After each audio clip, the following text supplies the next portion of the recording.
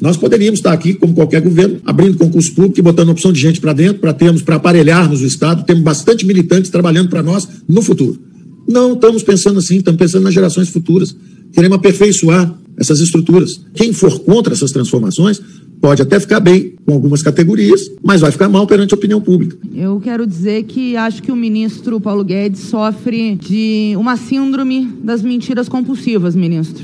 No início da pandemia, no dia 12 de março, o senhor sentou nessa mesa, e eu estava aqui, como líder da bancada do PSOL, e disse que a pandemia, 12 de março do ano passado, era fácil de resolver. 5 bilhões e o senhor resolvia. Ainda bem que a maioria não lhe ouviu e a gente aprovou o auxílio emergencial, derrotando o senhor, conquistando R$600 e 1.200. O senhor que vem aqui falar que tem servidor público que tem 20 carros. Eu desconheço, ministro, servidor público de carreira que tenha 20 carros. Mas eu conheço um presidente que come picanha R$1.799 o quilo. Conheço um presidente que tira férias de R$2 milhões.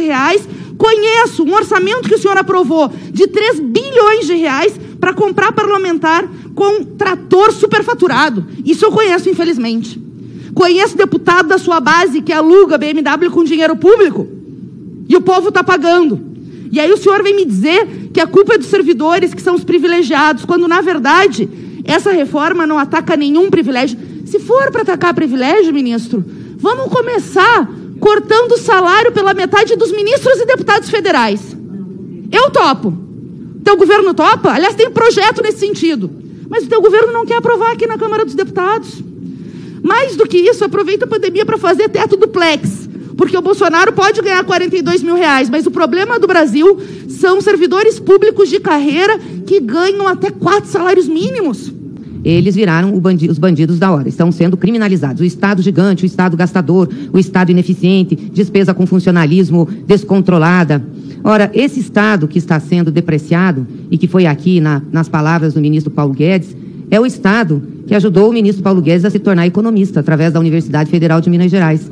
É o Estado que, através do CNPq, disponibilizou as condições para que ele fosse para os Estados Unidos para estudar na Universidade de Chicago. Esse Estado não serve mais para as pessoas? Só serviu para o senhor? É aquele velho ditado, cuspir no prato que comeu? O governo não estava preocupado em enfrentar a pandemia, como nós vimos naquela reunião do Sindicato do Crime, lá, que vocês chamam de reunião ministerial, e o senhor vem aqui e diz que é fake news. O senhor falou literalmente, ministro. É nessa confusão toda, o senhor falou, são palavras suas, todo mundo achando que estamos distraídos, abraçaram a gente, enrolaram a gente botou a granada no bolso do inimigo. 2 anos sem aumento de salário, era a 3ª torre que a gente tinha que derrubar agora também. O senhor estava falando do salário dos funcionários, que estão salários congelados, e da reforma administrativa. É uma vergonha. O Brasil com 19 milhões de pessoas em extrema pobreza, e nós discutindo aqui a reforma administrativa porque vocês querem aproveitar a pandemia para massacrar o povo brasileiro. Para massacrar o povo brasileiro que mais precisa do serviço público. O senhor fala aqui que nós não temos dinheiro, que o Estado está quebrado. Eu lhe pergunto por que o senhor não orientou o presidente da República a vetar os 3 bilhões de recursos para as emendas secretas dos parlamentares da base do governo, que estão no Ministério do Desenvolvimento Regional. Que, aliás, cerca de 1.600 foram destinados para fazer asfalto nos municípios.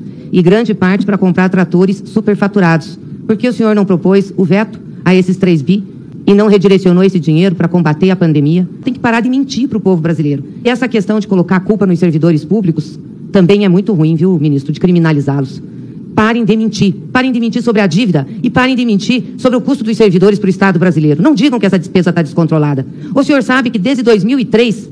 o gasto com o pessoal da União é de cerca de 4,5% do produto interno bruto. Entre 2006 e 2010 chegou a 3,8%. Agora, em 2020, está 4,3%. Então, nós não temos um descontrole de gasto de pessoal. Nós temos, sim, um controle, que está sempre relacionado ao nosso produto interno bruto, à riqueza do Brasil. E o Brasil precisa de servidores. Aliás, o número de empregados públicos na população brasileira é muito abaixo que dos outros países. Aqui é 5,4%, nos Estados Unidos 7,3%, na OCDE a média de 9,5%. Nós não temos um Estado agigantado, nós não temos um Estado com muitos servidores públicos.